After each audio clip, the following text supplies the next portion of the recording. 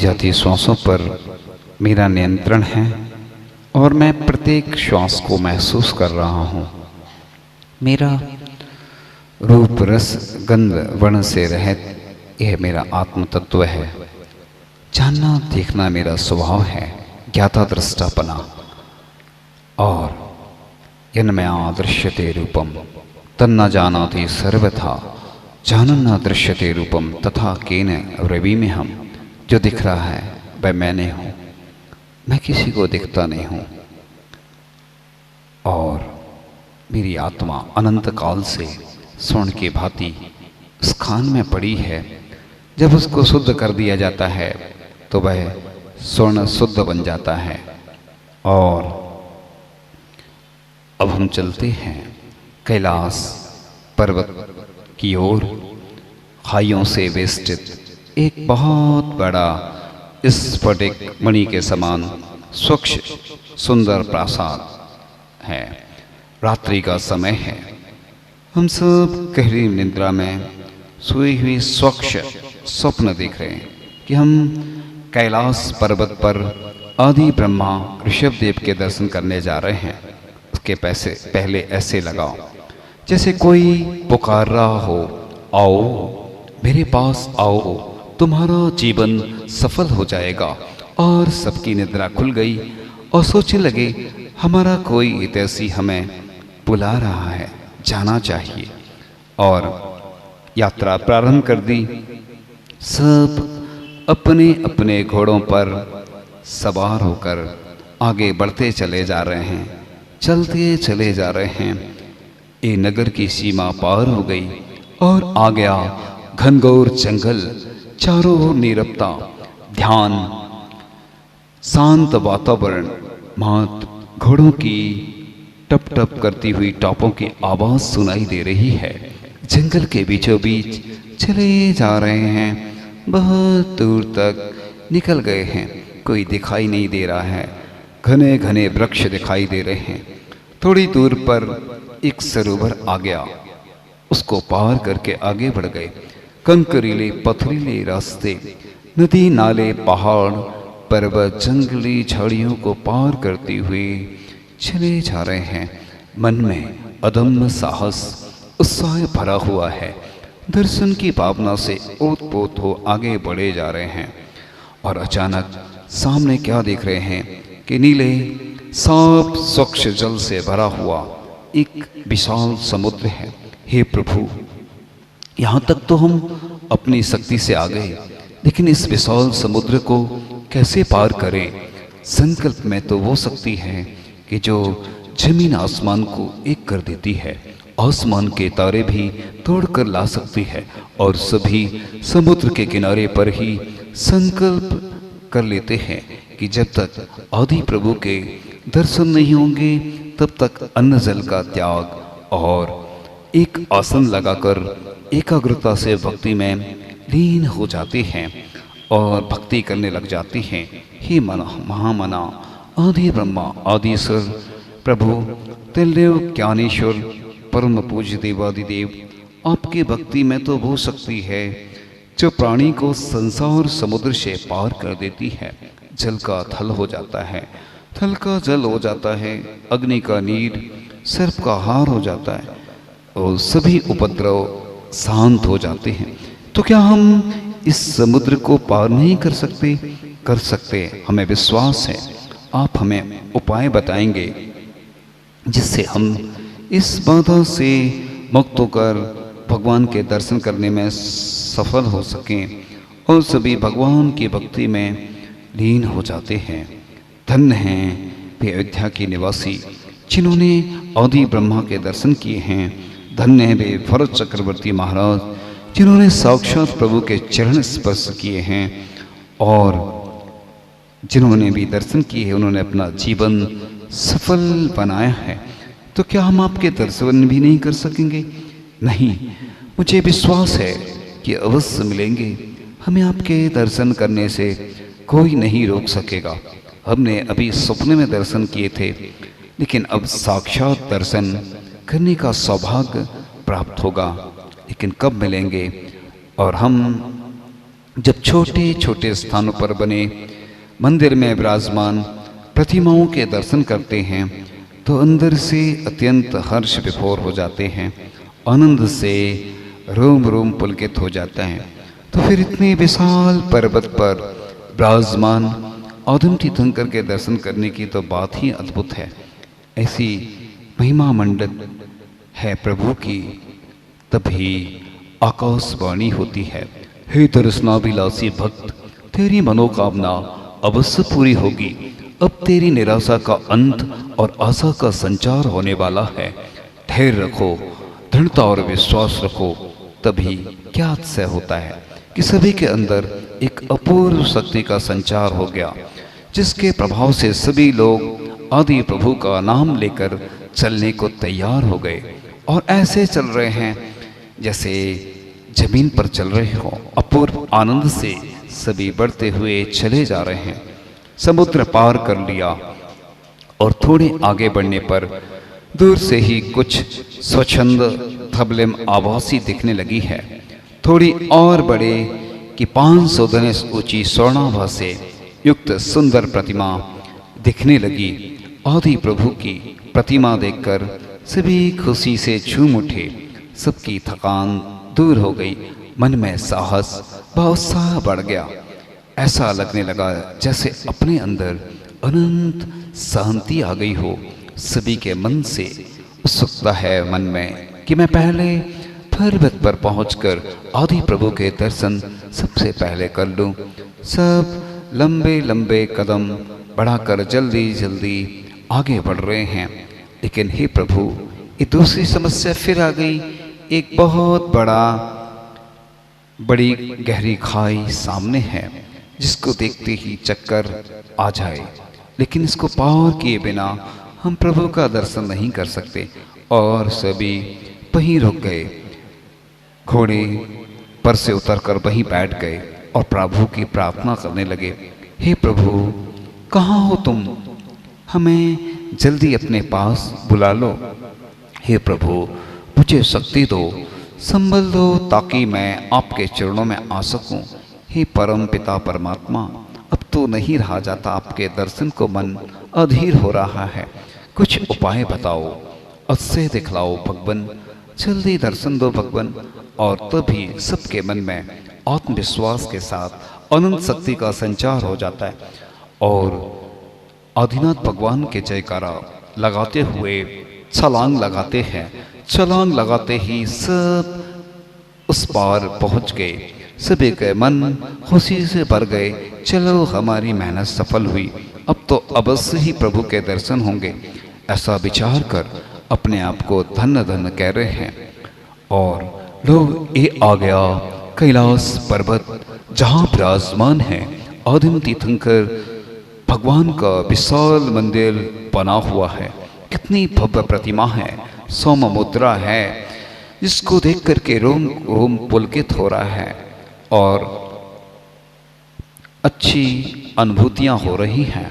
भरत चक्रवर्ती द्वारा जहाँ हीरा पन्ना, मोती, स्वर्ण, रजत, नीलम, मूंगा आदि अनेक धातुओं की प्रतिमा से सहित 72 जिनालय बने हुए हैं। सब ने घोड़े नीचे को छोड़ दिए, पैदल ही चढ़ रहे हैं। पर्वत के चारों ओर बर्फ ही बर्फ फैला हुआ है। पूरा पर्वत सफेद ही सफेद दिख रहा है। अब संभल संभल के कदम रख रहे हैं और ये मोड़ आ गया और ये फिर चढ़ाव आ गया, फिर समतल भूमि आ गई। सभी बड़ी सुगमता से चढ़ रहे हैं। लो, वो दिखने लगे मंदिर। अरे, ये सामने विशाल प्रतिमा, ओहो, ये तो आदिनाथ भगवान हैं जो इसी स्थान से मोक्ष गए हैं।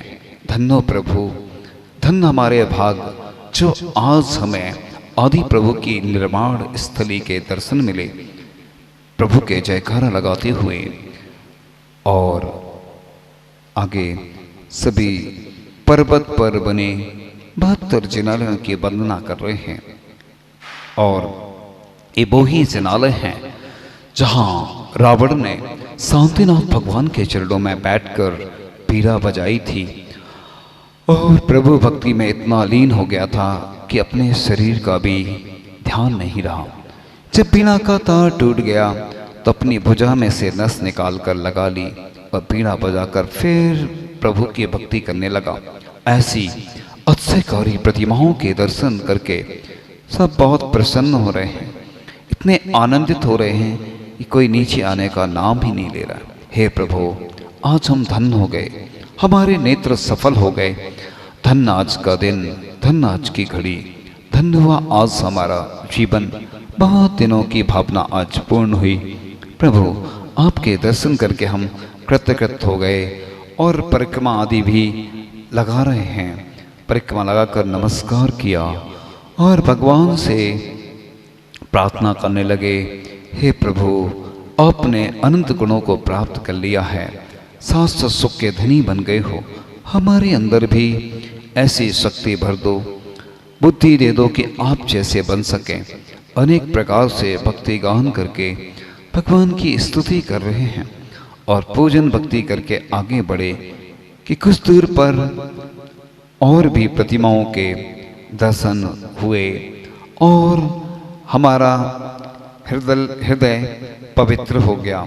भगवान के गुणगान करके ऐसा लग रहा है कि बस यहीं पर ही बस जाऊं और प्रभु के चरणों में बस बैठा ही रहूं। ऐसी आनंद की अनुभूति हो रही है। हे भगवान, ऐसे ही बस आपके दर्शन होते रहे।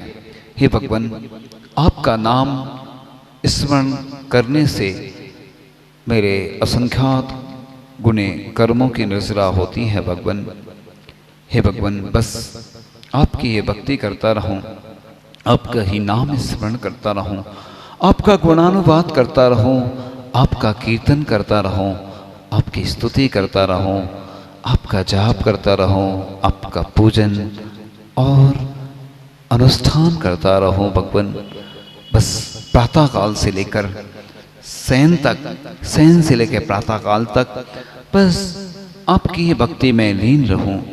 हे भगवान, मैं प्रमाद बस अन्न पाप के कार्यों में लगा रहता हूँ। हे भगवान, बस इतनी शक्ति दो, इतना साहस दो कि बस 24 घंटे 365 दिन बस आपका ही गुणानुवाद करता रहूं। आपका नाम इस भव सागर से पार कराने में एक माध्यम है। हे भगवान, आप किसी को कुछ देते नहीं हैं, आपकी जो भक्ति करता है तो उसको स्वयं प्राप्त हो जाता है। हे भगवान, आप अनंत शक्तिशाली हैं। आपके नाम का स्मरण करने में कोई समर्थ नहीं है, फिर भी हम लघु बन करके आपकी भक्ति करते हैं। हे प्रभु, जिसके हृदय में आप विराजमान हो जाते हैं फिर उस व्यक्ति को कोई कष्ट होने वाला नहीं है, क्योंकि आप सर्वश्रेष्ठ महाशक्तिशाली पुरुष हैं और आपका गुणानुवाद जो करता है वह पुण्यशाली बन जाता है। पड़े रहो दरबार में थका धनी के खाओ, एक दिन ऐसा आएगा स्वयं धनी बन जाओ। हे भगवान, आप भक्त को भी भगवान बना देते हैं। जो भक्त आपकी पूजन करता है वह स्वयं पूज्य बन जाता है। इसलिए हे भगवान, आपके अंदर इतनी शक्तियाँ विद्यमान हैं, लेकिन भगवान आप उनका प्रयोग नहीं करते हैं। हे भगवान, मेरे अंदर इतनी सामर्थ्य है कि मैं तीर्थ यात्रा कर सकूं और व्रत उपवास कर सकूं। हे भगवान, बस मुझे किसी और वस्तु की आवश्यकता नहीं है। अगर भगवान मुझे आपसे राग हो गया है तो वह राग भी संसार के परिभ्रमण से रोकने में कारण है। हमारे अंदर जो सुसुप्त ऊर्जा होती है विशिष्ट ऊर्जा के रूप में, पॉजिटिव एनर्जी के रूप में परिवर्तित हो जाती है। इससे 72,000 नाड़ियों का शोधन होता है और 5,68,99,584 प्रकार के रोग ठीक होते हैं। यानी दुनिया में अगर सर्वश्रेष्ठ पे ध्यान है और इससे बढ़कर दुनिया में कुछ नहीं है, इसी से तो मोक्ष प्राप्त होता है। जब मोक्ष प्राप्त हो सकता है ध्यान से, तो शरीर के रोग तो ठीक हो जाते हैं। बड़े बड़े योगाचार्यों ने भी कहा कि ध्यान करने से सब योग और प्राणायाम हो जाते हैं, क्योंकि कई लोगों ने अनुभव किया, जब जो लोग बीमार रहते थे, जब उन्होंने ध्यान करना प्रारंभ किया, प्रतिदिन अपन 10 मिनट बैठकर भी ध्यान कर सकते हैं, क्योंकि 24 घंटे तो व्यस्त रहना है पाप के कार्यों में, लेकिन पाप से पुण्य बढ़ाने में एक निमित्त होता है तो वह ध्यान ही होता है, और एकाग्रता बढ़ती है, स्वस्थ हो जाते हैं। घर पे जाते हैं तो वही टेंशन रहती है, और मंदिर आते हैं, मंदिर ऊर्जा के केंद्र होते हैं, बड़े पावर एनर्जी पॉइंट होते हैं मंदिर। इसलिए तो मंदिर आते हैं कि मंदिर में दुखों से बचने के लिए, पापों से बचने के लिए, पुण्य को परिवर्तन करने के लिए, पाप को पुण्य में परिवर्तन करने के लिए मंदिर ही माध्यम होते हैं। और एक ध्यान से विशिष्ट ऊर्जा का निर्माण होता है, बड़े आनंददायी क्षण होते हैं। यानी दुनिया में सब व्यर्थ है, सिर्फ एक ही चीज सार्थक है, वो है ध्यान। इसी से शरीर मन आत्मा स्वस्थ होते हैं। यानी अगर स्वस्थ रहना है तो ध्यान के माध्यम से हम तन मन को स्वस्थ रख सकते हैं। वही भावना होती है, वही योग होता है, उसकी पर्याय अलग अलग हो सकती हैं, अलग अलग माध्यम से लोगों को बताया जाता है। और आप प्रतिदिन कम से कम सुबह और शाम को तो कर ही सकते हैं। अलग अलग प्रकार के ध्यान हैं, कभी कैलाश पर्वत का, कभी विदेश क्षेत्र का, और आगे सम्मेद शिखर जी, और भी बहुत सारे ऐसे ध्यान हैं जिनके माध्यम से हम अपने जीवन को आदर्शमय बना सकते हैं। हम शून्य से शिखर की यात्रा कर सकते हैं। हमारे जीवन में एक नई ऊर्जा का संचार तभी होता है जब हम परमात्मा का ध्यान करते हैं, क्योंकि बिरले जीव होते हैं जिनको ऐसे अवसर प्राप्त होते हैं, क्योंकि पाप के कार्यों में लगने वालों की संख्या आज ज़्यादा है, पुण्य के कार्यों में आने वाले और लगने वालों की संख्या सीमित है। इसलिए पुण्यशाली और भाग्यशाली होते हैं जो ऐसे परमात्मा का ध्यान करने का अवसर प्राप्त करते हैं। इन्हीं भावनाओं के साथ जिनवाणी स्तुति करते हैं। जिनवाणी के ज्ञान ते सूझे लो कालो, सो वाणी मस्तक नमो सदा दे तु दो। हे जिनवाणी भारती माँ तो ही जपो दिन रैन, जो तेरी शरणाग है सो पावे सुख चैन। देव भजो अरिहंत को गुरु सेवा निर्गन,